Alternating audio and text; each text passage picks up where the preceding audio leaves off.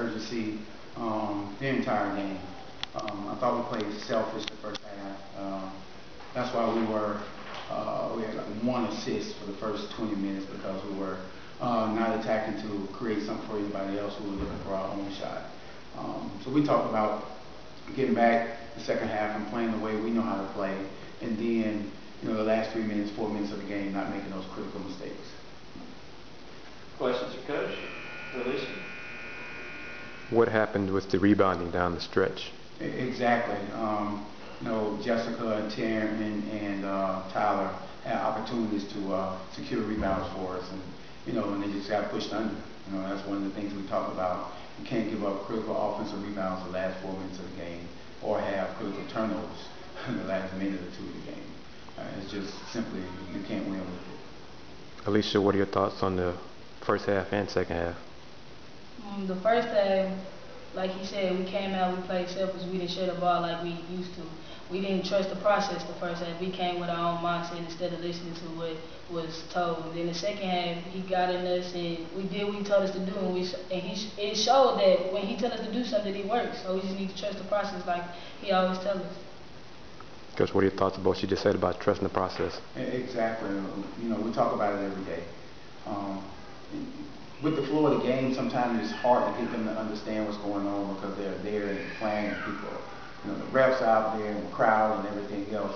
But when they had a chance to get refocused in the locker room and had a chance to, had a chance to talk to them about some of those critical details that we were missing, then we had a chance to make some adjustment. But it's all trusting, protecting, and empowering the teammate. I know one of the things you talked about is playing a full 40 minutes and bringing that consistent effort every single game, not just Wednesday night, but every single game. Exactly. And, it starts in practice. It starts in practice. We've been working on rebounding. It's the first hour of practice. And, the rebounding rim is up and we don't take it down for the first hour. So it's constant. Everything we do, the ball is going to come off the rim and you have to rebound it. So it should be no excuse why we got out-rebounded tonight by 8. You talk about the fast pace of the game that the Prairie View A&M started with in the first half and how you adjusted to it in the second half. It seemed to slow them down a little bit. Can you talk a little about that? Exactly. We take pride in our man-to-man. That's why we stuck with it so long. I refuse to believe that we can't guard anybody in the country. And that's the one thing about all of this is we step up and we dig our heels in and we grit our teeth and we can guard everybody. We slowed them down a little bit with our 2-3 zone just to make them make some multiple passes, but again, we are going to face some quality competition in our league, and we have to be able to play man-to-man. Are some of the traps and pressures dependent on scoring? Exactly. We want to have the opportunity to score to get into it. We're not a team that can get into our presses off the make yet, just because we don't communicate enough. And a seasoned team, probably mid-conference, get ready to go in the postseason and be prepared for that, and we hopefully get to that point. But we're almost there, and we're working on that right now.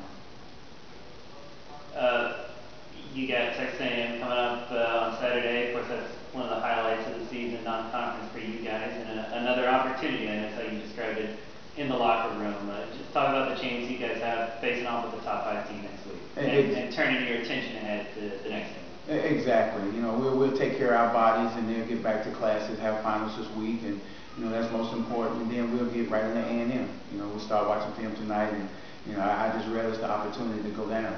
To go down there and do what we need to do. The opportunities that you get in life, you have to cherish because they don't come every day. So I just wanted them to understand that, you get another day to fight, because one day is going to come when they're going to, take the air out of the ball and you're not going to be able to play again with a uniform on. Alecia, one more game coming up. Well, lots more games, but the next game coming up next Saturday. How excited are you to get back on the court after a while? I'm very excited because the best thing about it is that we have practice, so we get to work on the little things that we need to fix before we face them. I feel like if we fix us, then can't nobody beat us. We just need to fix and worry about what we need to do to prepare for every other game. You got anything else for these two? That's it. All right. Thank y'all.